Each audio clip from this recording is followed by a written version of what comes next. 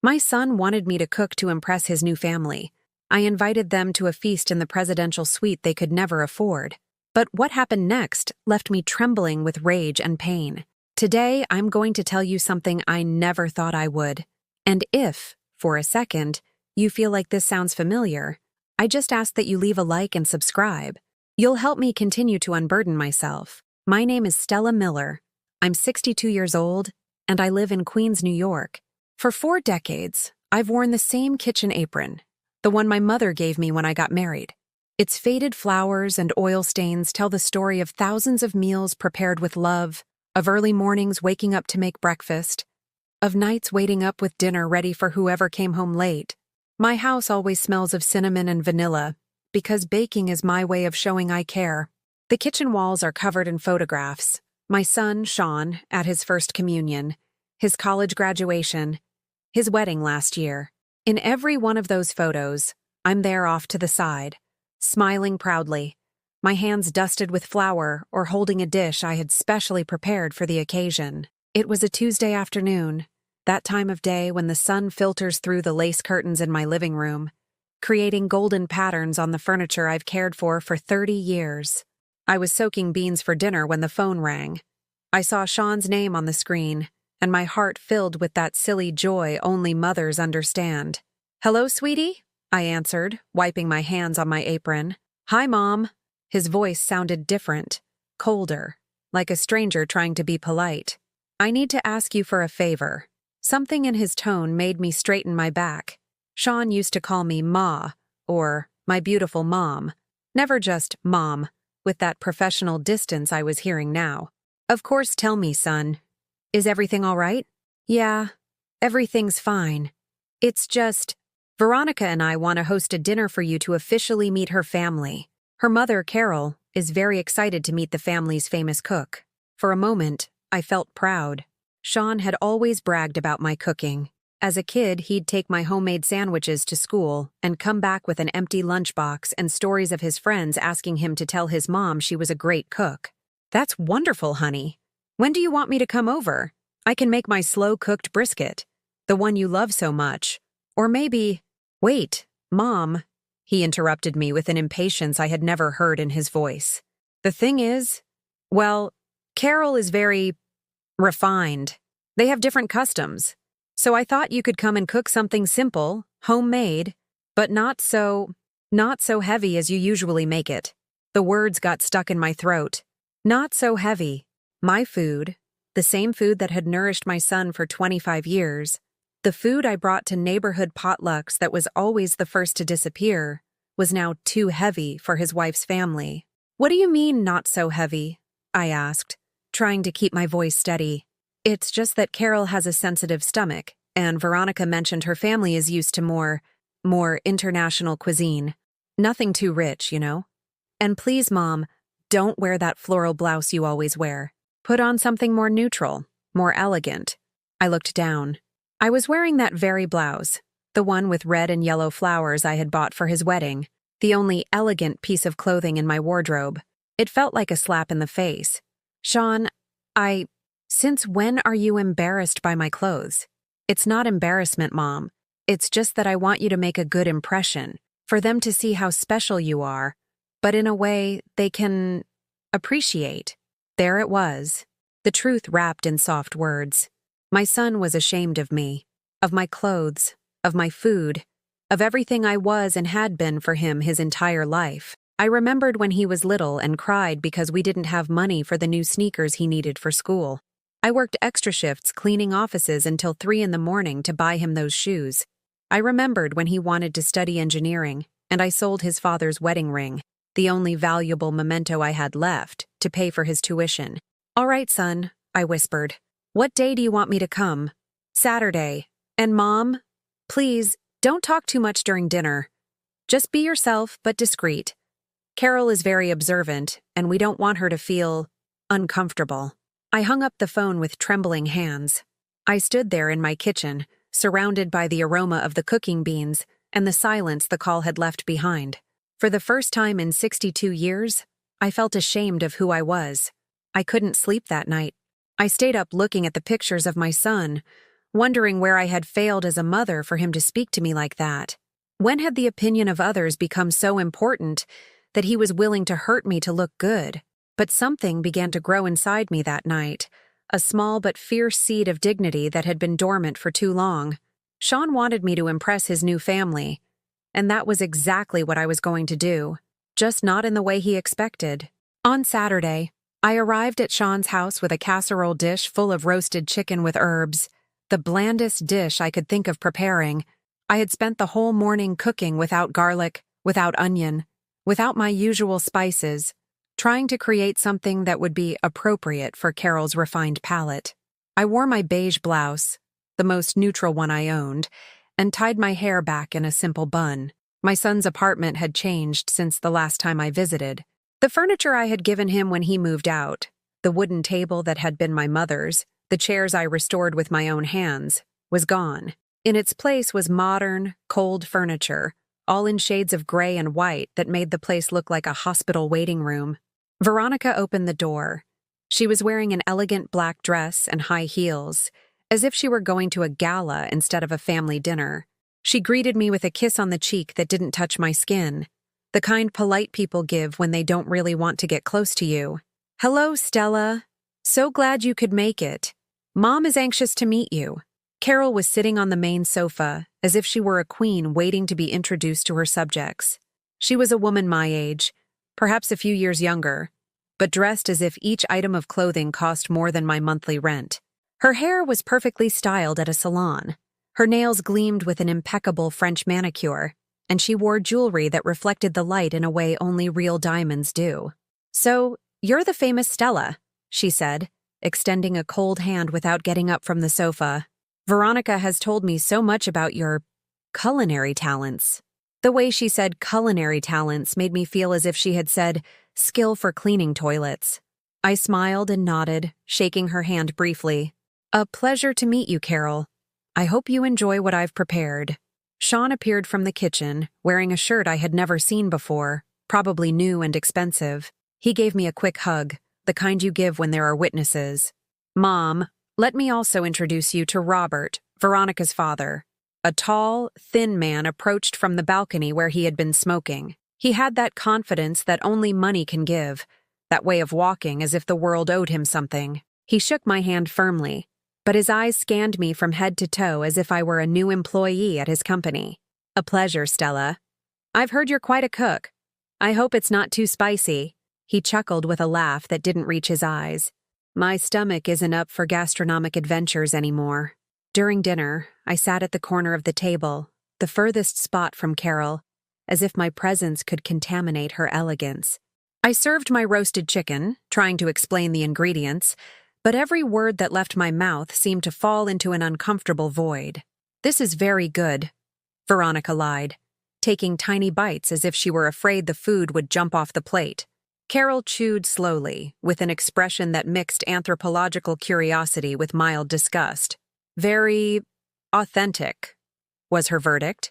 "You can tell it's homemade, though I must say I'm more accustomed to French cuisine. In fact, we just got back from Paris, where we tried Alain Ducasse's restaurant.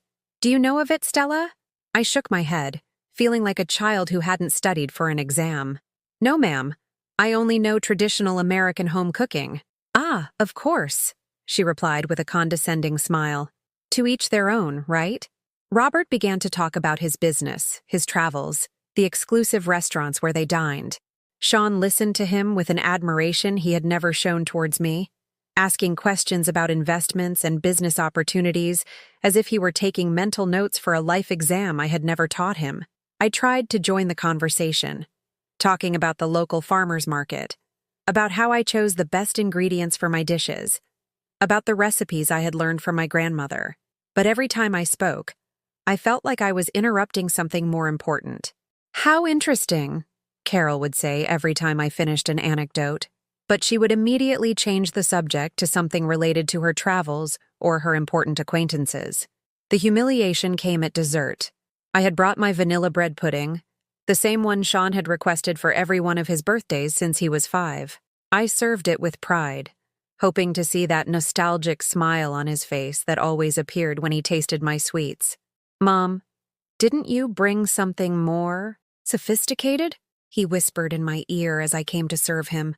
His words were like a stab wound. I looked at my bread pudding, a dessert I had perfected over years, that I had taken to neighborhood parties where it was always the first to be finished, and suddenly I saw it through the eyes of that table. Simple, homemade, inadequate. "This is what I have, son," I murmured. Carol tried a small spoonful and left it on the plate almost untouched. "It's too sweet for my taste," she announced. "I prefer French desserts, more delicate, less cloying." After dinner, as I was clearing the plates in the kitchen, because no one had offered to help or told me not to, I overheard a conversation through the half-open door that would change everything. "Your mother is very simple," Carol was saying to Sean. "You can tell she comes from a different background, but I suppose that has its charm, right? That authentic, working-class grit." "Yeah, she's very traditional," my son replied in a voice that sounded ashamed. "But she's a good person. It's just that sometimes she doesn't know how to behave in certain circles." "Certain circles?" My own son talking about me as if I were some country bumpkin who didn't know how to use the right fork. "Don't worry, sweetie," Carol continued. "We all have relatives who don't fit into our social level. The important thing is that you know how to navigate the right world. You and Veronica have a bright future ahead of you." I dropped a spoon. The metallic clatter on the tile floor echoed like a scream in the kitchen silence.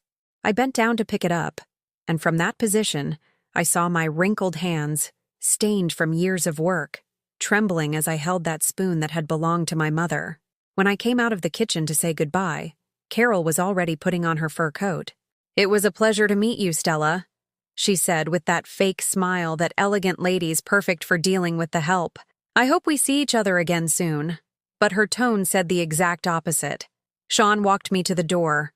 On the threshold, before saying goodbye, he said something that was branded into my heart like a hot iron. "Thanks for coming, Mom. Next time, maybe we could just order from a restaurant, so you don't have to go to so much trouble." That night, in my silent house, I sat at the kitchen table surrounded by the photographs of a lifetime of sacrifices. Sean in elementary school, in the uniform I had washed and ironed every day for 6 years. Sean at his college graduation, holding the diploma I had paid for by working 2 jobs. Sean at his wedding, smiling next to a woman who now saw me as an obstacle to her social climbing. And for the first time in 62 years of life, I wondered if so much love had been worth it. The following days were like walking on broken glass. Every morning I woke up with the echo of those words in my head. "She doesn't know how to behave in certain circles." My own son had validated every humiliation I had felt that night. On Tuesday, while buying vegetables at the local market as I had for 30 years, Mrs. Esposito, the lady who sells produce, asked me how the dinner with my daughter-in-law's family had gone. "Very well, Mrs. E," I lied, forcing a smile as I picked out tomatoes. "Very elegant. And what did the mother-in-law think of your cooking?" I bet she was delighted. I couldn't hold the lie. Tears started to well up without warning, right there among the vegetable stands, surrounded by the familiar scent of basil and mint that had always comforted me. "I don't think she liked me very much, Mrs. E." The woman who had seen me grow up, who had known my mother and witnessed every stage of my life, hugged me with her earth-stained hands. "Oh, sweetie, the rich will always think we're beneath them, but just look at everything you've accomplished on your own. Your son is a professional because of you." That night, alone in my kitchen, I began to remember, not the happy moments I always conjured when I missed Sean, but the others. The ones I had buried under layers of a devoted mother's justifications. I remembered when I turned 50. I had waited all afternoon for him to call. I had put on my blue dress, the prettiest one I owned, and prepared his favorite meal, thinking he might come for dinner. At 11 o'clock at night, I received a text. "Happy birthday, Mom. Sorry, I forgot. I was really busy." I forgot. My only son had forgotten my 50th birthday. I remembered when I got pneumonia 2 years ago. I was in bed for 5 days with a high fever, unable to even get up to make myself tea.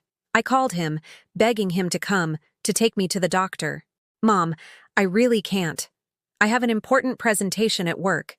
Take some Tylenol, and if it gets worse, call an ambulance." An ambulance. as if I were a stranger on the street.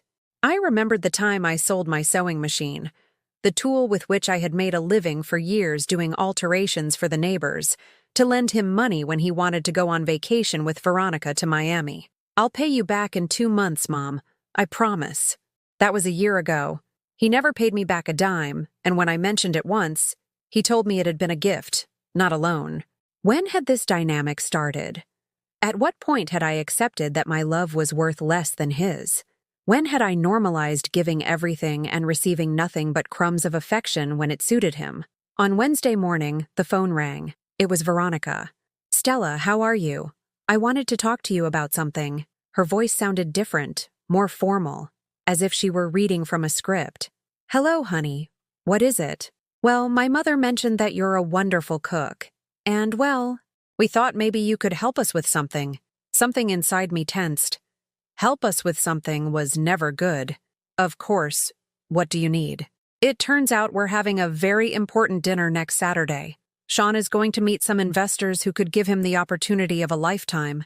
They're very important, very demanding people, and, well, we thought it would be perfect if you could come and cook." "To cook?" "Yes, but don't worry. You don't have to stay for the dinner. You can cook in the afternoon, get everything ready, and when the guests arrive, you can go home.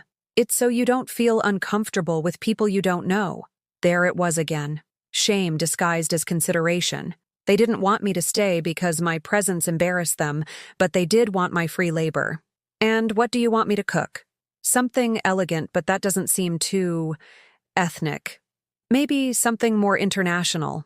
"Can you make pasta? Or grilled chicken with something sophisticated?"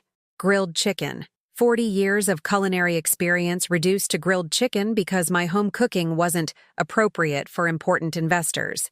"All right," I said, feeling my throat tighten. "What time do you want me to be there? Can you arrive around 2? That way you'll have time to cook calmly and leave before 6, which is when the guests arrive." I hung up the phone and sat on my living room sofa, looking at the photo of Sean at his graduation. In that picture, I was by his side, with tears of pride in my eyes, holding a bouquet of flowers I had bought with the last few dollars I had that month. He had his arm around my shoulders and was smiling as if he were the happiest man in the world. What had happened to that young man who hugged me like that? At what point had he learned that he could use me as his personal chef without even paying me? Without even inviting me to the table I had prepared myself? On Friday night, as I was ironing my only decent blouse to go cook at my son's house as if I were the hired help, my phone rang. It was an unknown number. "Mrs. Stella Miller?" "Yes, this is she." "This is Martha Rodriguez from the Gonzalez and Associates law firm. I'm calling because your name appears as a beneficiary in the will of Mrs. Dolores Vega, Mrs. Dolly, my neighbor for my entire life, who had passed away last week with no family, alone in her house next door. The woman with whom I shared coffee every afternoon, the only person who listened to me without judgment." "A beneficiary?" "Yes, ma'am. Mrs. Vega left you her house and a sum of money. It's a considerable inheritance. Could you come to our office on Monday to handle the paperwork?" I hung up the phone with trembling hands. Mrs. Dolly, who owed me nothing, who was just my neighbor, had left me her house and her savings. Meanwhile, my own son was using me as a free servant and was ashamed to introduce me to his important friends. That night, for the first time in years, I couldn't sleep for a reason that wasn't sadness. It was something new, something growing in my chest like a small but steady flame. It was rage. On Saturday, I arrived at Sean's house carrying grocery bags full of ingredients I had bought with my last savings. Organic chicken, imported vegetables, white wine for cooking, fine herbs that cost more than my food for a whole week. All because Veronica had specified that it had to look sophisticated for the investors. She opened the door wearing a designer outfit that probably cost more than 3 months of my rent. Her makeup was perfect, as if she had just come from a photo shoot. "Oh, Stella, thank goodness you're here. The guests will be here at 6 on the dot, and we want everything to be perfect." She didn't invite me into the living room. She directed me straight to the kitchen, as if I were an employee who had arrived for work. On the kitchen table, they had left a piece of paper with detailed instructions on what I had to prepare, as if they didn't trust me to cook without supervision. chicken in a white wine and fine herb sauce, pasta with grilled vegetables, Mediterranean salad, dessert, tiramisu. If you don't know how to make it, you can buy one from the bakery. I read those lines, feeling my stomach churn. 40 years of cooking, and they left me instructions as if I were a beginner. And the note about the tiramisu was the last straw. If you don't know how to make it. As if my experience was worthless. Sean appeared in the kitchen wearing a suit I'd never seen, surely new and expensive. He greeted me with a quick kiss on the cheek, but I could tell he was nervous, almost anxious. "Mom, thank you so much for helping us. This dinner is super important for my career. These investors could change my entire life." "Of course, son. You can always count on me. Just, please make sure everything is perfect. And when you're done, could you clean up the kitchen before you leave? We just don't want the guests to see a mess." Clean the kitchen. Not only did he want me to cook for free, but also to do the cleaning, as if I were his maid. "And what time should I leave?" "Around 5:30, so you have time to get everything straightened up and we can set the mood before they arrive." Set the mood. Erase all evidence that his mother had been there, cooking for them. I began to cook in silence while Sean and Veronica walked around the house, arranging details, moving flowers, adjusting lights. Every so often, Veronica would come into the kitchen to supervise my work. "Is the sauce coming along well? These people really like European food. Have you tasted the pasta? Don't let it be too al dente, you know how picky they are. Are you sure you know how to make tiramisu? Because the bakery on Main Street makes a wonderful one, just in case." Each comment was like a small stab. My own daughter-in-law doubting everything I did, as if I had never cooked a good meal in my life. At 3 in the afternoon, while I was still cooking, I heard guests arrive. Through the kitchen window, I could see it was Carol with 2 elegant friends. All 3 were loaded with bags from expensive stores, as if they had spent the morning shopping on Madison Avenue. I heard them in the living room, laughing and talking loudly about their trips, their summer homes, their housekeepers. And then I heard my name. "And where is your mother-in-law, sweetie?" one of Carol's friends asked. "She's in the kitchen, preparing dinner for tonight," Veronica replied. "How convenient," the other woman laughed. "Having a mother-in-law who cooks for free is like winning the lottery." "She's a very good cook," Veronica defended, but her tone sounded forced. "Although sometimes you have to guide her a little to make more refined things." "Oh yes, that's the problem with women of her generation," commented Carol. "They're very used to their simple, basic home cooking, but they can be taught.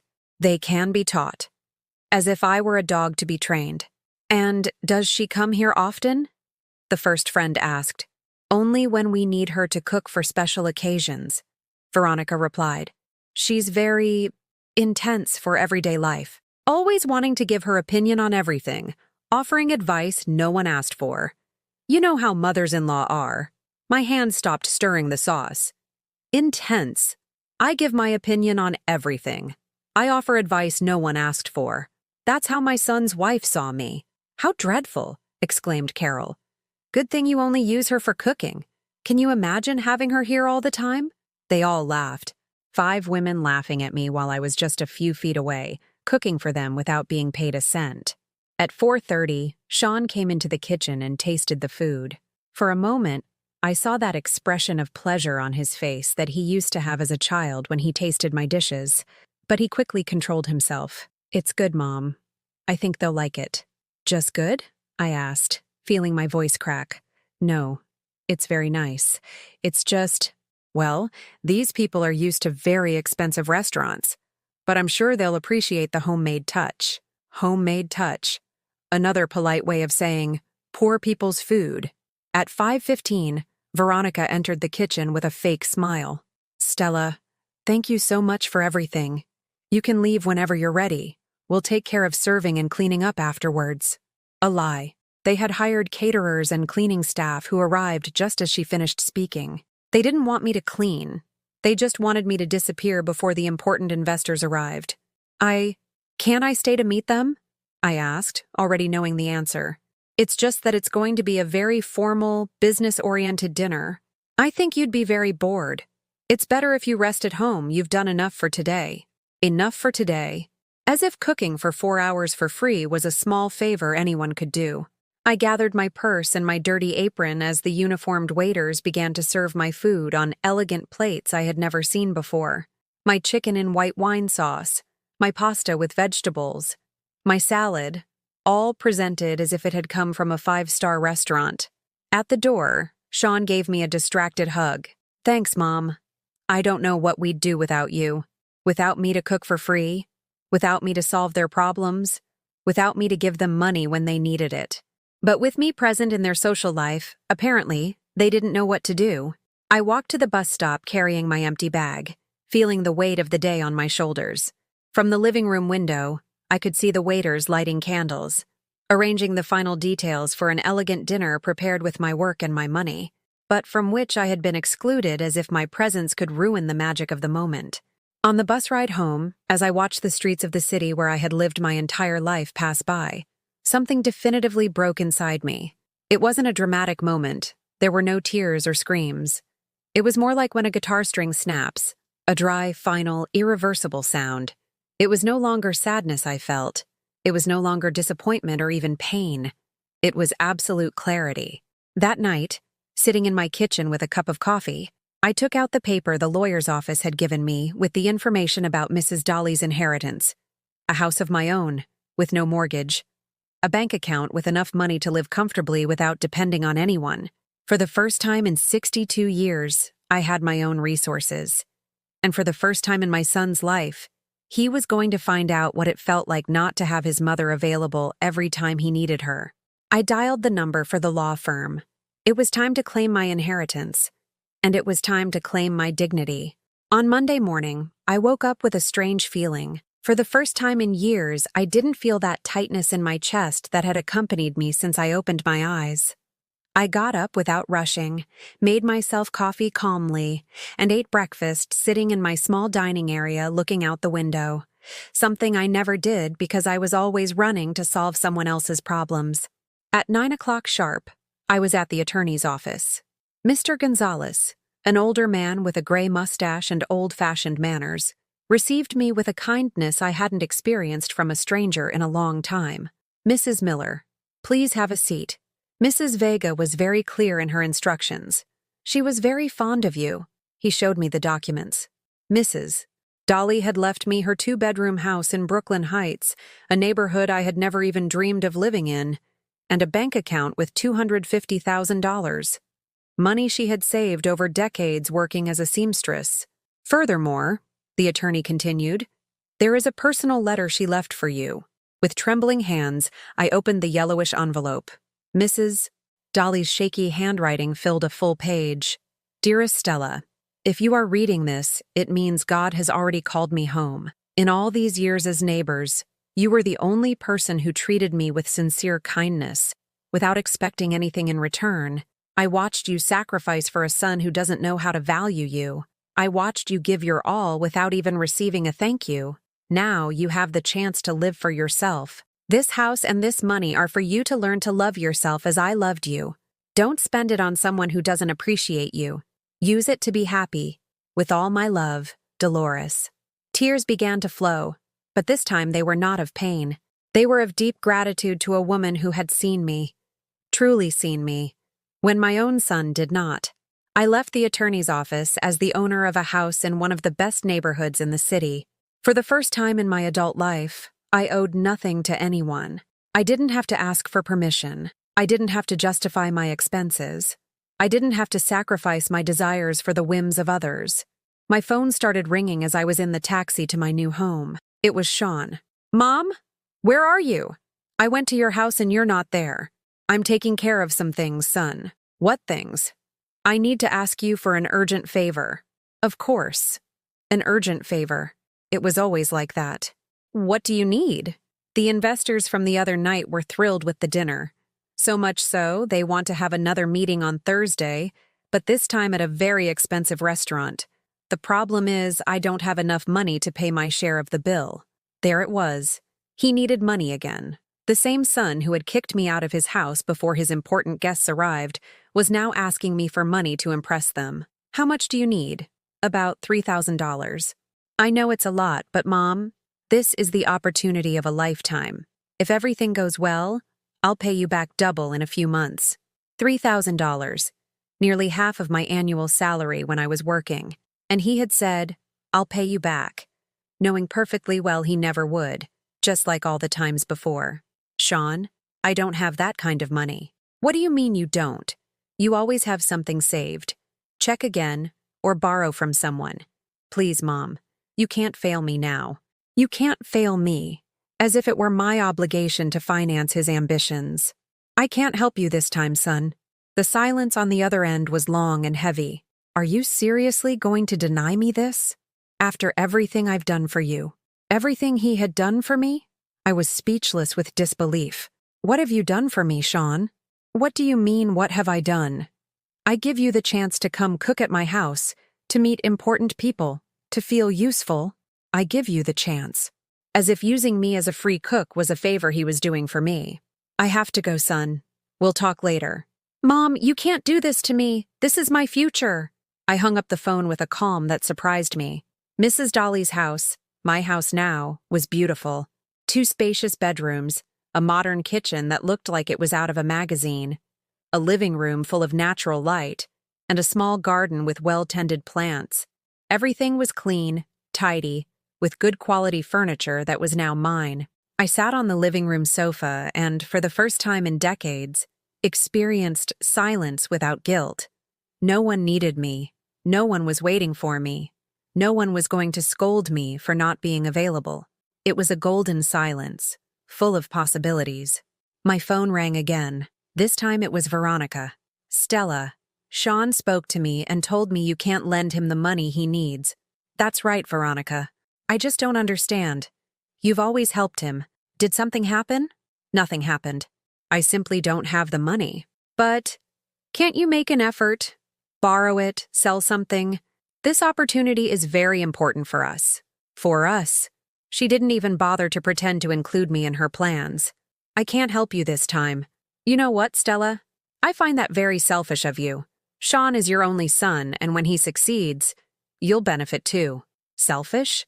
After a lifetime of giving everything, the first time I said no, I became selfish. Veronica, I have to go. Have a good day. You can't hang up on me. We need to solve this. But I had already hung up.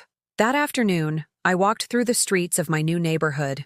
Brooklyn Heights was completely different from Queens. Elegant cafes, bookstores, art galleries, restaurants with plant-filled terraces, people my age walking dogs, reading on park benches, sipping coffee on patios as if they had all the time in the world.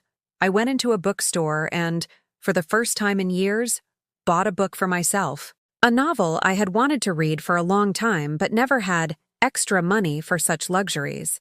It cost $20, and I paid for it without feeling guilty. Then I went to a cafe and ordered a cappuccino and a slice of chocolate cake. I sat at a table by the window and opened my new book.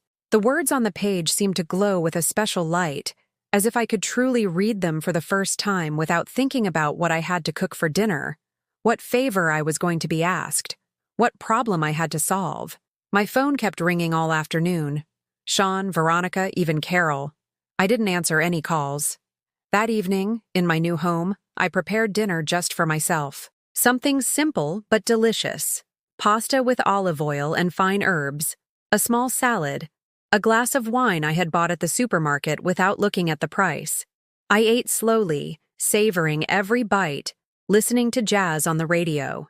There was no one interrupting, no one criticizing the seasoning, no one asking me to serve them more or to wash the dishes quickly. When I finished, I washed my one plate and one glass, put everything away, and sat on the living room sofa with a cup of chamomile tea. My phone showed 15 missed calls.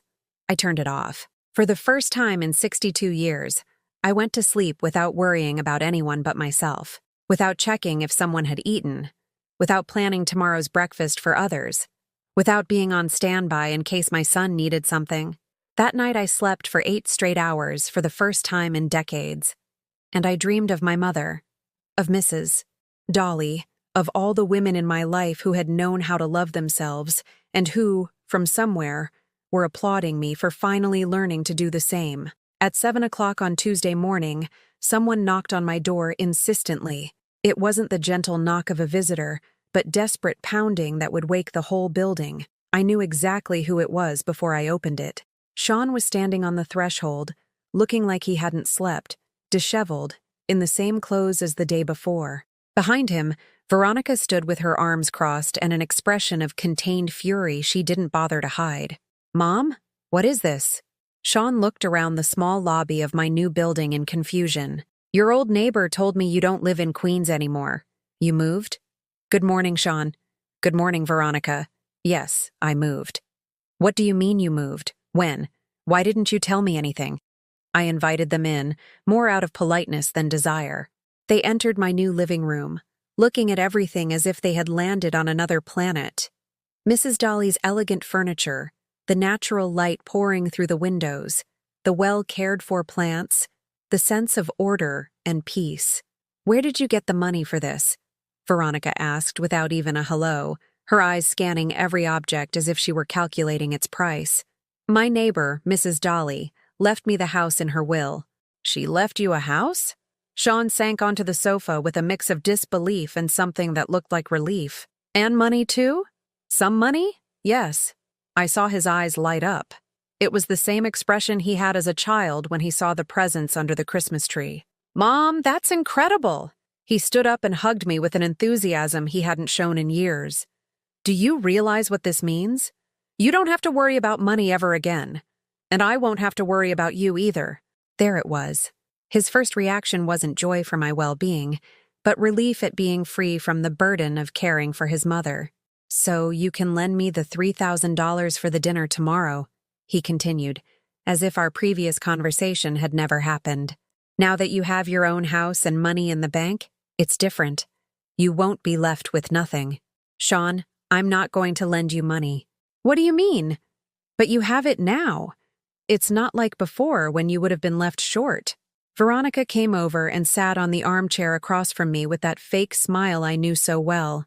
"Stella, we understand you were a little upset yesterday because we asked for money when you thought you didn't have any. But it's different now, isn't it? Now you can help Sean without it affecting you. It's not a matter of whether I have the money or not, Veronica. It's a matter of me not wanting to lend it to him." The silence that followed was so thick you could cut it with a knife. Mother and son looked at each other as if they had heard something in a foreign language. "What do you mean you don't want to?" Sean asked, his voice beginning to rise. "I'm your son. Everything you have is because of me, for everything I've given you over the years." "What have you given me, Sean?" "I've given you purpose. I've made you feel important, needed. Without me, what would you have done with your life? Sell food on the street like any other old woman?" His words were like slaps in the face. Purpose. As if my life had no value beyond serving him. "Sean, I don't think you understand.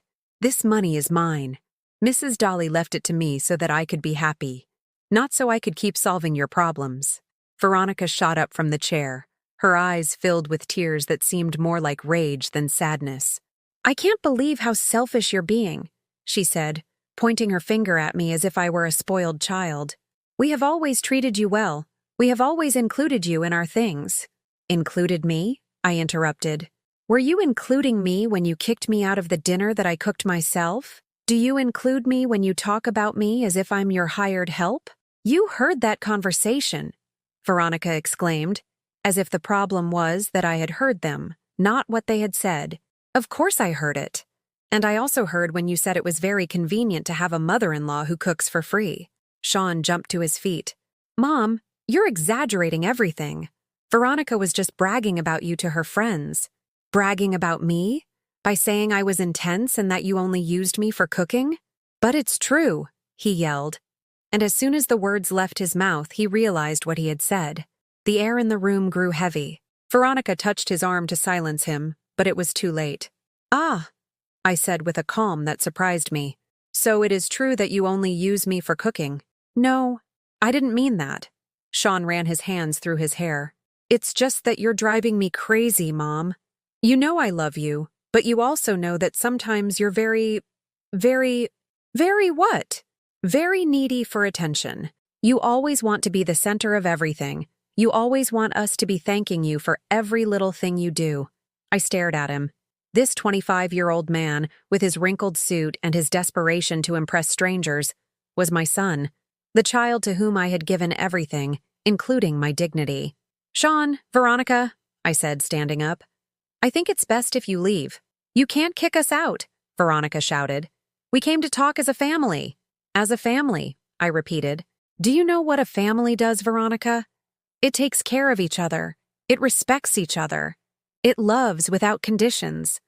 This isn't a family. This is a parasitic relationship where I give and you take."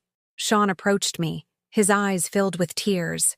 For a moment, I thought I saw the boy he once was, the young man who would cry in my arms when he had nightmares. "Mom, please, don't do this. I know I don't always treat you like you deserve, but I promise I'll change. Just help me this one time and everything will be different." How many times had I heard those words? I'll change. It will be different.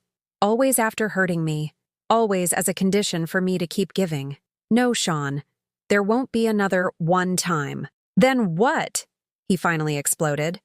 "Are you going to let me ruin my life because of your tantrum? Are you going to be that petty?" Petty. After giving him my whole life, I was petty for denying him $3,000 to impress strangers. I walked to the door and opened it. "You can leave." Veronica left first, muttering about impossible mothers-in-law and dysfunctional families. Sean stopped at the threshold. "Mom, when you ruin this opportunity for me, when you see that I don't have a job and can't visit you or help you when you're old, you're going to regret this." He was threatening to abandon me if I didn't give him money. My own son was threatening me with the very abandonment I feared most to force me to do his will. "Maybe so," I replied. "But for the first time in my life, I'm going to risk being alone rather than continue to accept being mistreated." He left, slamming the door so hard it echoed down the hallway. I stood in my living room, trembling, but not from fear. It was something different. It was the adrenaline of having defended something precious. My own self-respect. In the afternoon, I went for a walk in Central Park. It had been years since I had visited the park alone, without worrying about cooking dinner or solving some family problem. I sat on a bench under the trees and, for the first time, allowed myself to imagine what my life would be like from now on. Maybe Sean was right. Maybe I would end up alone. But at least it would be a chosen solitude, with dignity, surrounded by my own things in my own home. And maybe, just maybe, I wouldn't be as alone as I thought. That night, I ate peacefully, read my book late, and fell asleep knowing I had done the right thing, even if it was the hardest thing I had ever done. 3 weeks passed without a single call from Sean. 3 weeks in which, for the first time in decades, I didn't know if he had eaten breakfast, if he had enough money, if he was sick or worried. And I discovered something surprising. The world didn't end. My routine changed completely. I woke up when my body told me to, not when an alarm clock forced me to prepare someone else's breakfast. I ate breakfast slowly, reading the news on my new tablet. My first tablet, bought without asking for permission or justifying the expense to anyone. The second week, I enrolled in a French pastry course at a culinary school in the West Village. It was something I had always wanted to do, but never had the time or money for.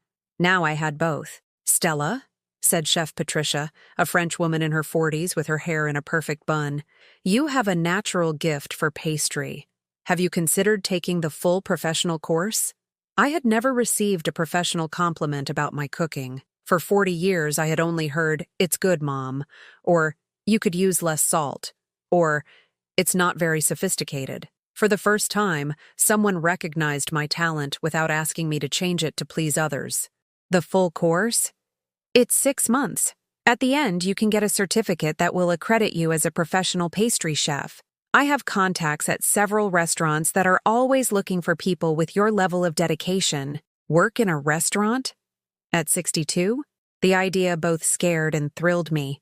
"Let me think about it," I told her. But I already knew the answer.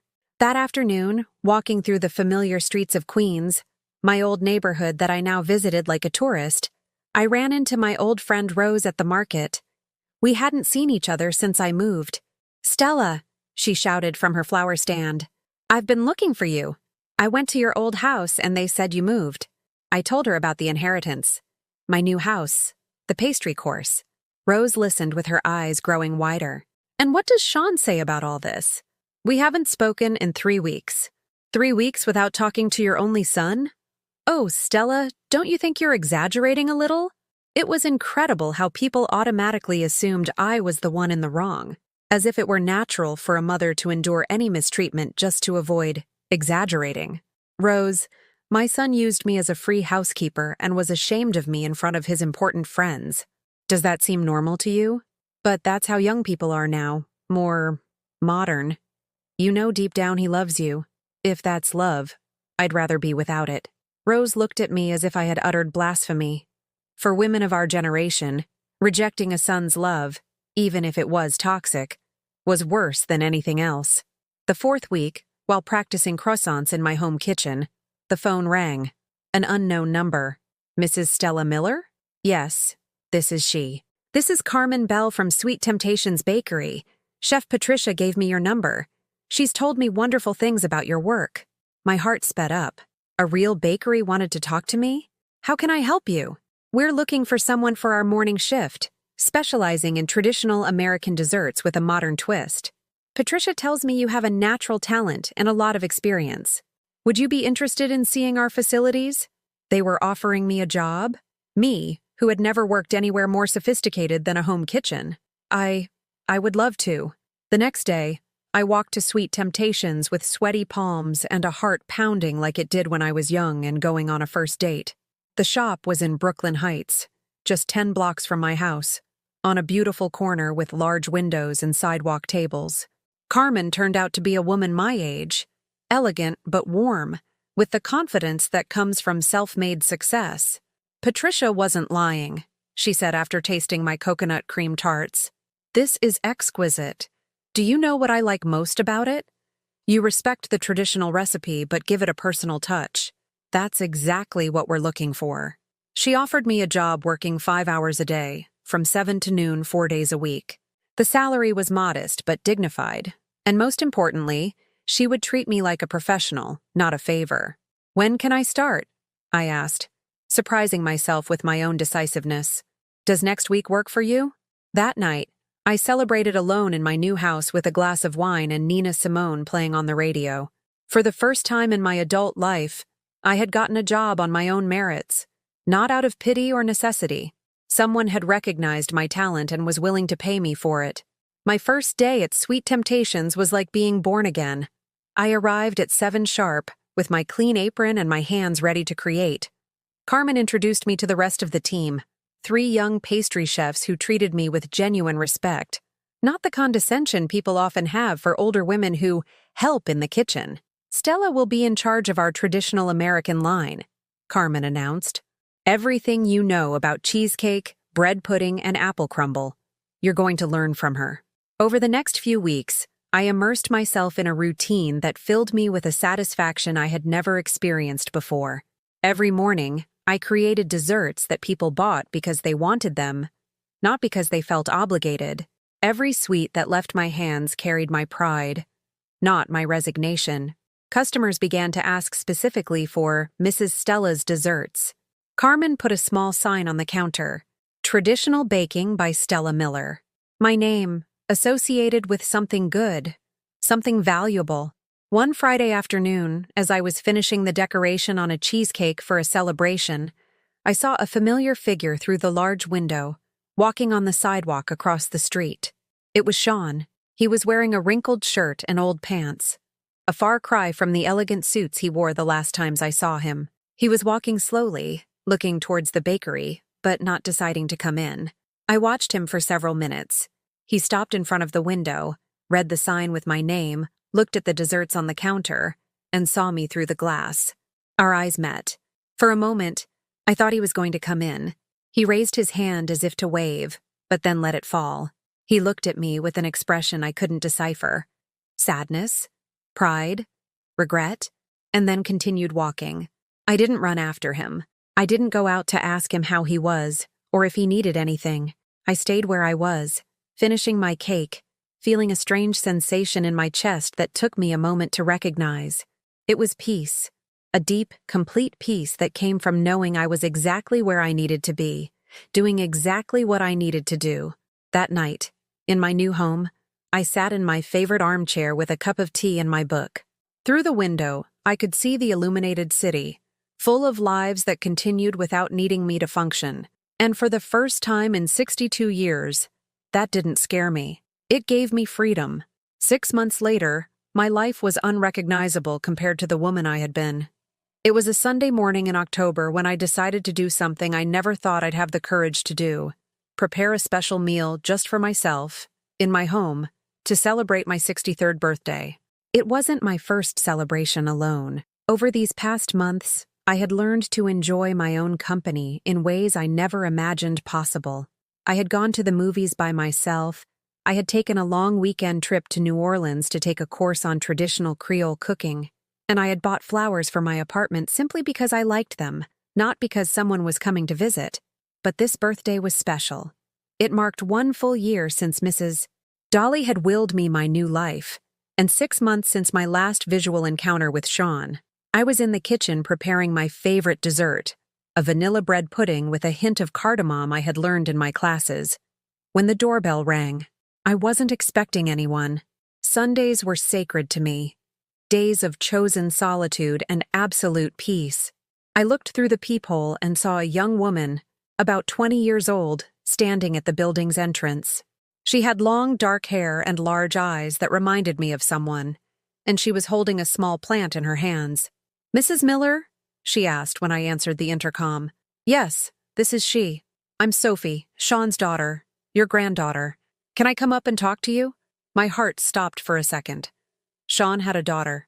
I had a granddaughter, and he had never told me. For 21 years, I had been a grandmother, and I didn't know it. "Of course, sweetie. Come up to apartment 4B. When I opened the door, I got a better look at her. She definitely had Sean's eyes, but her smile was different, warmer, more genuine. She shyly handed me the plant.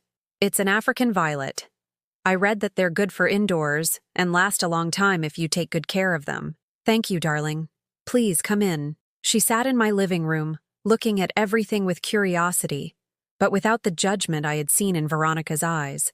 Her gaze was clear, interested. "Would you like some coffee? Tea?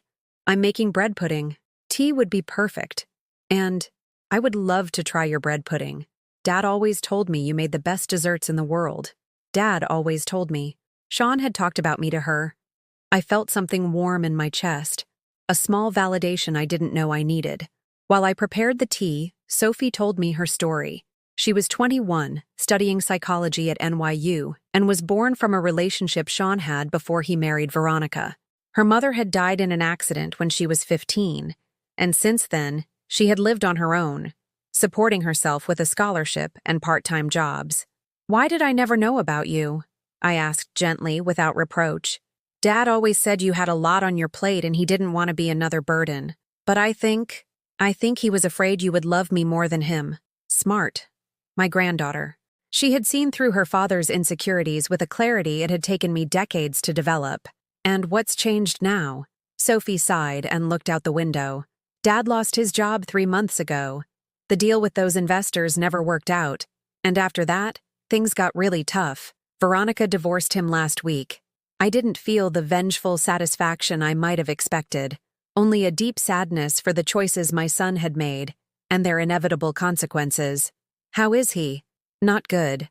Really bad. He's living in a rented room in the Bronx. No money, no job. But what hurts him the most isn't that. It's that he realized he has no one. Veronica took everything and disappeared. His important friends were never his friends. And you? Well, he knows he lost the only person who truly loved him. Did he ask you to come? No. He doesn't know I'm here. In fact, he asked me not to look for you, to leave you in peace because he'd already done enough damage. Those words surprised me. Sean acknowledging he had done damage was something I never expected to hear. "I came on my own," Sophie continued, "because I wanted to meet the grandmother my dad describes as the kindest woman in the world, but who, according to him, doesn't love him anymore." Is that what he thinks? That I don't love him anymore? Is it not true? The question hit me like a punch. Did I not love Sean anymore? For all these months, I had focused so much on learning to love myself that I hadn't reflected on what I felt for him. Love doesn't just go away like that, honey, I finally said, but it does transform. It's no longer the desperate love that made me accept any mistreatment. Now it's a love from a distance. A love that doesn't need to prove anything. Sophie nodded, with a wisdom that seemed too mature for her 21 years. Dad asked me to give you this if I ever found you. She took a crumpled envelope from her bag with my name written in Sean's handwriting. I took it with hands that had stopped shaking months ago. The letter was long, written on several pages in an unsteady hand, as if it had been drafted at different moments of pain or clarity. Mom, I don't know if you'll ever read this, but I need to write it. I need to apologize for everything, for using you, for looking down on you, for being so blind for so long that I couldn't see what was right in front of me. You gave me everything, and I gave you crumbs. You respected me, and I humiliated you. You loved me unconditionally, and I put conditions on everything I gave you. Now that I've lost everything, I understand what I really lost with you. I didn't lose a housekeeper or a source of money. I lost the only person who loved me without expecting anything in return. I lost my mother. I'm not asking you to forgive me, because I don't deserve it. I'm only asking you to know that I finally understand. I understand how extraordinary you are. I understand that my whole life I had a treasure at home, and I treated it like trash. Be happy, Mom. Be free. Be everything I never let you be because of my own fault. With infinite love and regret, your son who finally grew up, Sean. I finished reading with tears rolling down my cheeks. But they weren't tears of pain. They were tears of final liberation. My son had understood, perhaps too late to rebuild what we once had, but in time to heal the wounds he had left me. Are you going to go see him? Sophie asked softly. No, I replied after a long silence. But you can tell him that I forgive him, that I understand that sometimes we need to lose everything to value what really matters, and that if someday, when he's ready for a relationship of equals, of mutual respect, he wants to have a coffee with me without asking for anything, my door is open. Sophie stayed for lunch. We cooked together, and for the first time in my life, I had that grandmotherly connection I had always dreamed of, but never had the chance to experience. She told me about her studies, her dreams, her boyfriends. I taught her how to make pie crust from scratch, and told her stories from my childhood.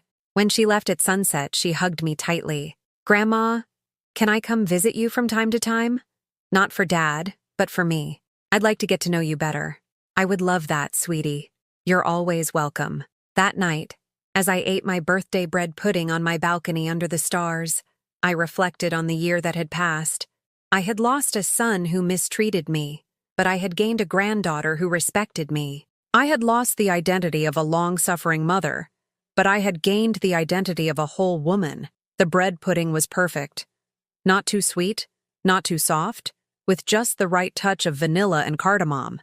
It was a perfect metaphor for what I had learned, that you can be exactly who you are without changing yourself to please others and still be delightful.